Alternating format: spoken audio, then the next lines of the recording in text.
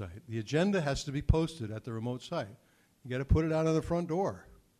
We're going to have a Brown Act meeting here in 3 days. Yeah. Okay? And then here's the weird one. We actually never had a problem with it because people said, oh, I don't want to do that.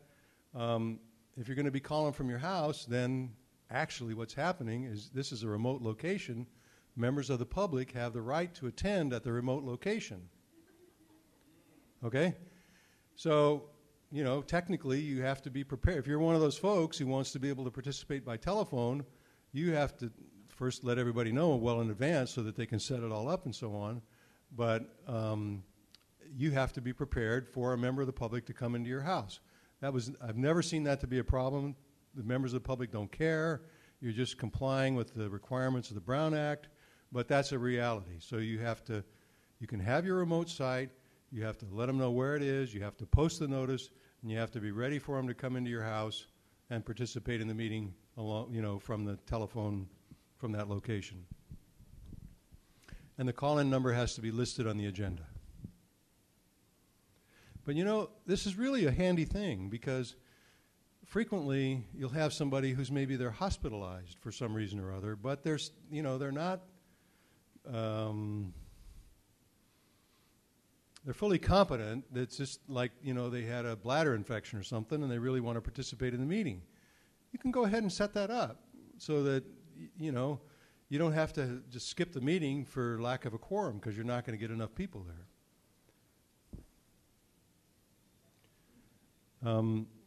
Next slide.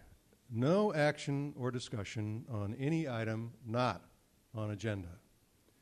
And I've got 6 exceptions listed here. When a member of the public makes a comment, you can respond to their statement. Or you can ask questions of clarification to the public member. But you don't have a meeting. You don't then have a collective discussion among the members of the advisory committee.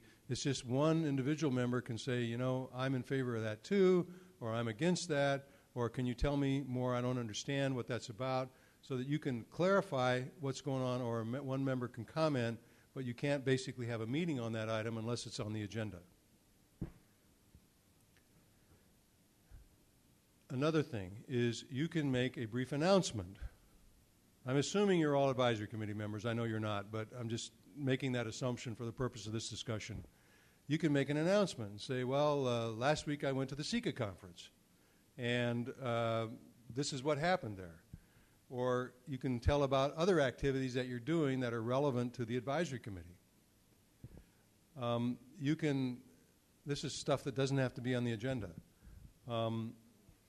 You can provide a reference to the staff for information. So if somebody raises a question, you can say, I'd really appreciate a staff report on this matter. You don't have a conversation about it there. You don't have a meeting about it, but you ask the staff to get you some information and bring it to the next meeting, and then on the next meeting you put it on the agenda. There's nothing wrong with asking the staff. Yes, just shout out your question. I'll repeat it. Doesn't that go under member communication? Yeah, that's the kind of thing that I'm talking about here. But when the staff member, if it's somebody from the county or somebody from the public authority, it doesn't have to be on the agenda in order to make the request. Did I understand your question correctly? All right.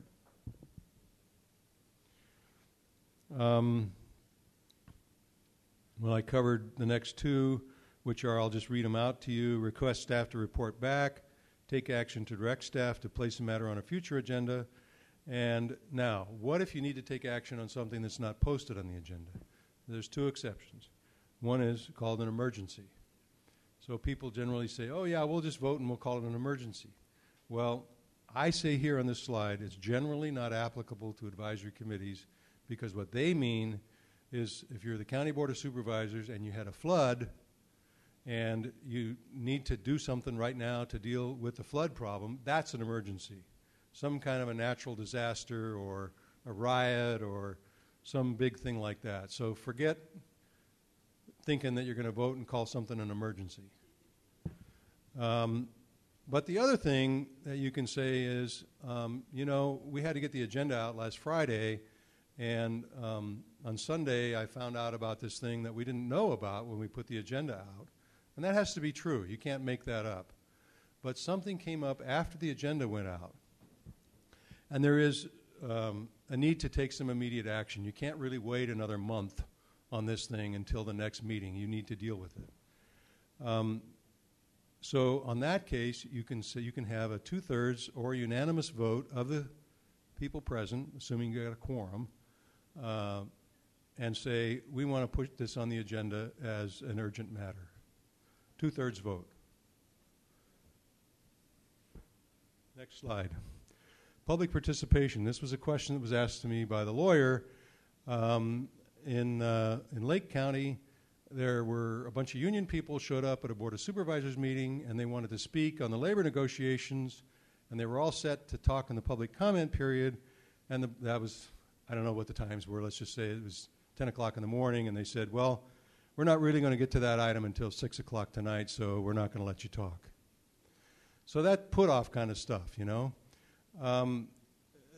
Typically, what advisory committees do when in your meeting, just because somebody's a pain in the neck and they're kind of unruly and stuff like that, you have to allow them to be critical of the members of your body. You can make reasonable rules about that. You can only talk for 3 minutes and so on and so forth, and no swearing or whatever. Because folks who are mentally unstable can come and raise a big ruckus. You need to be able to control your meeting. But the point is that the public can come and talk about two things. One is they can talk about any item that's within your subject matter jurisdiction, anything you're supposed to just talk about. So basically anything having to do with IHSS. Anything. Even if it's not on the agenda, they can still talk. Secondly, if there is an item on the agenda, they have to be allowed to speak on that item either before you talk about it or during the time you're talking about it. So there's a general one of any item that they can talk about, and then a specific one about specific items.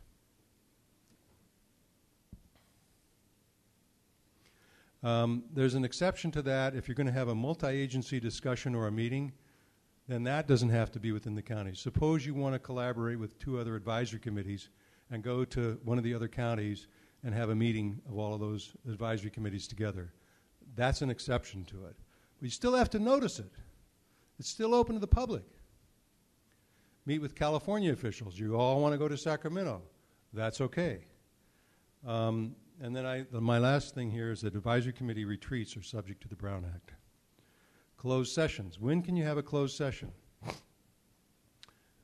First off, it has to be noticed on the agenda and what the topic is going to be. You can't have a semi-closed session and say, we really want to have so-and-so here from the county to talk to us, but everybody else has to leave. I can't read that. Amy, can you tell me what it says? 3 minutes? Okay. I left my glasses in the dining room last night. So I have my impairments, my vision impairments too.